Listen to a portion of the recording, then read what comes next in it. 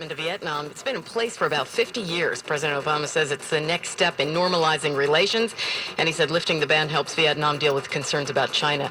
A deep-diving sub from Egypt's oil ministry headed to the scene as searchers continue to scour a section of the Mediterranean from wreckage from that downed Egypt air flight.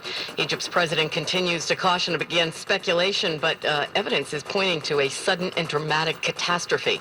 The sub is, of course, going to look for the plane's black boxes. The anticipation high today in Baltimore, where a judge is expected to reveal his verdict in the assault, misconduct, and reckless endangerment trial of police officer Edward Nero.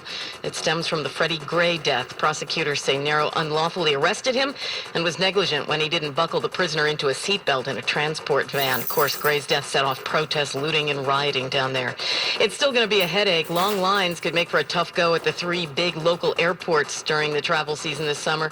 Congress has shifted $34 million in funding to the TSA for new screeners and overtime. But if you're flying this summer, TSA spokesman says you should plan on arriving for security at least 2 hours before your flight.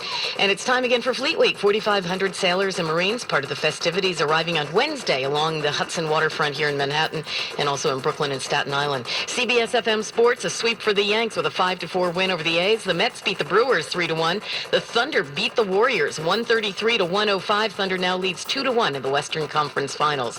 Now the CBS FM Traffic and Transit Watch with Joe Nolan. Hi, Patty. Couple of things. Hutch southbound up at Orchard Beach, disabled tractor trailer in the process of being cleared up and out of the way. And then also southbound on the New York State Thruway coming down to exit 12, a disabled truck. Apparently a brake fire there, so you're going to have some issues, obviously, with that. Might be a while. Mass transit in pretty good shape. New timetables on the Long Island Railroad and alternate side of the street parking rules and regulations are in effect today. I'm Joe Nolan with traffic on CBS FM. The CBS FM forecast. Morning sun, then a chance of showers or thunderstorms this afternoon with a high of 75 tonight. Shower or storm possible down to 58 tomorrow.